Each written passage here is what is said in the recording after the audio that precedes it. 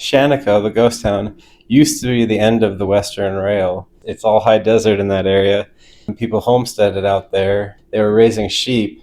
They would bring their wool to the railway system, and wool was being distributed from there all across the US and then going out overseas to all around the world, really. As time went on, the homesteads were getting bought out by the people that were more successful. Eventually, the ranch that I was working on became quite large. And at the time that I worked there, it was 32,000 acres. I can't remember the exact acreage of the city of San Francisco, something like 30,000 or something like that. But the ranch I was working on had about a dozen people living there, literally larger than the city of San Francisco. It was really cool to be out there. It was a temporary job.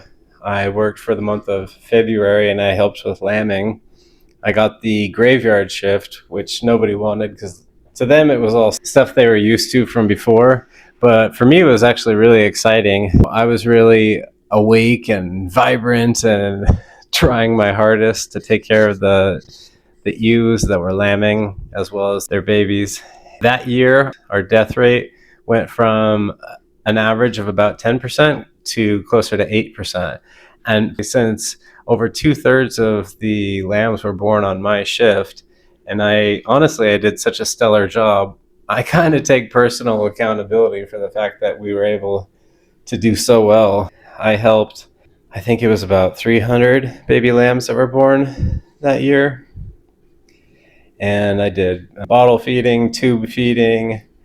I only witnessed one or two births that were wrong. One of them came feet first, another that came head first, but arms stuck. If I remember correctly, that one actually didn't make it. But I did my best and I saved plenty of them. It was such a beautiful place right after work. That was my awake part, my free part. So I'd go explore the property. We had ATVs and I could go for miles out on the property and explore. I was hired only for the month of February. They do all of the lambing in that month. But towards the end, I was actually hired on to come back and be their lead shepherd to take care of the entire flock. But that ended up not working out for me to go back. If I did stay, I was hoping to build a dugout, which the owner was down for. That would have been really neat to live underground in the high desert.